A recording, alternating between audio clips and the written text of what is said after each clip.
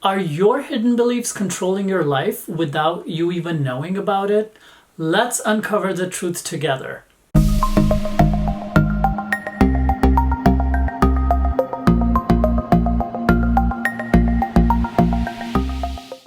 Hi, you beautiful humans. I'm Karan from Intuitive Karan, and today we're going to talk about all things beliefs. You must have heard of statements like money doesn't grow on trees or nobody can be trusted.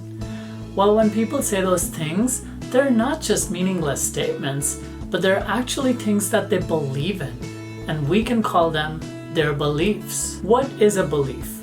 Now, the literal definition of a belief is that it is a feeling of being certain that something is true or exists. It is something or anything that you believe. There are two ways of categorizing beliefs. One way is that a belief can be limiting or a belief can be empowering. And another way of categorizing is a belief can be a surface level belief or it can be a core belief. And of course, these two category methods can be combined, and we can say that every surface level belief can be a limiting belief or an empowering belief, and every core belief can be a limiting belief and an empowering belief. As far as defining limiting and empowering beliefs is concerned, it is pretty straightforward. A limiting belief is a belief that limits you and your personal growth, and an empowering belief is the opposite, something that makes you feel empowered, expansive, and it empowers you and empowers your success. Now, surface level beliefs are usually very easily observable. They're the statements that we think or say over and over in our everyday life. For example, I can't do this, or I can do this. It's basically the thoughts that we have over and over about ourselves or other people or the world. Now, core beliefs, on the other hand, are deeply ingrained convictions rooted in the subconscious mind about what we perceive to be true about ourselves, others, and the world. Now, these core beliefs are the ones that we're unconscious about because they are in the subconscious mind, and they're usually very difficult to change just by surface level talking. On the other hand, it's easier to change a surface level belief. For example, if you keep on thinking, oh my gosh, this is so difficult, I can't do this, and you can recognize that that's a thought and you can reverse it like, oh no, I can do this. This is easy.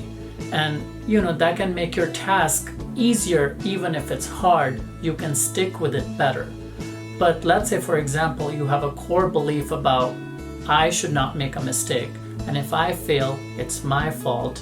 That's going to create much more fear in your system, and you're going to sabotage yourself by not completing the task, not sticking with the frustration, or just procrastinating and not even starting it in the first place. It's usually the limiting core beliefs we have that sabotage us and don't let us create the reality or life that we want.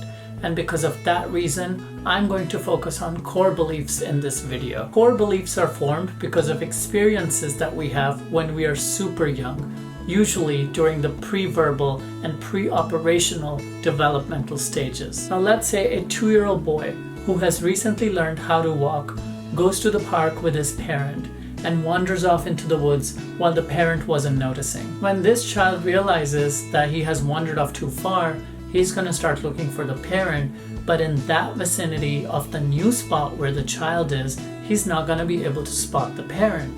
Now, the parent realizes what has happened and starts looking for the child, and let's say within 2 to 3 minutes, that parent is reconnected with the child. Even though we have a good outcome, but it is important to notice that during those 2 to 3 minutes, the child wasn't able to spot the parent. At that age, that's going to bring up a lot of fear and abandonment. Now, feelings of abandonment for a very young child can be very overwhelming, because instinctually it means that the survival is threatened. Humans are the only species where the young ones are really dependent on their caregivers for survival. So even a little bit, short duration of abandonment is going to be perceived to be very threatening. Now, that incident might lead to a belief like, I cannot trust my loved ones because they will abandon me. That child is not going to have the rational ability to think that, oh, I wandered off and that's why this happened. Now, because of this incident, this belief around abandonment can become a core limiting belief and can lead to development of anxious attachment style in that individual when he grows up. And in turn, this core belief can impact all future personal relationships unless this belief is worked on and healed. We also know now that there is research that points towards link between negative and limiting core beliefs and physical health by way of elevated stress hormones causing telomere shortening and also upregulating disease-producing genes epigenetically